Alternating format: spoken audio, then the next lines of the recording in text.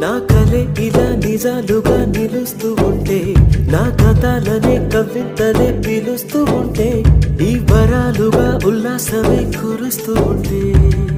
పెదవికి చంప తగిలిన చోట పరవశమేదో తోడవుతుంటే, పగలే అయినా గగనంలోన తారలు చేరెనుగా. నిజంగా నేనేనా ఇలా నీ జతలో ఉన్నా, ఇదంతా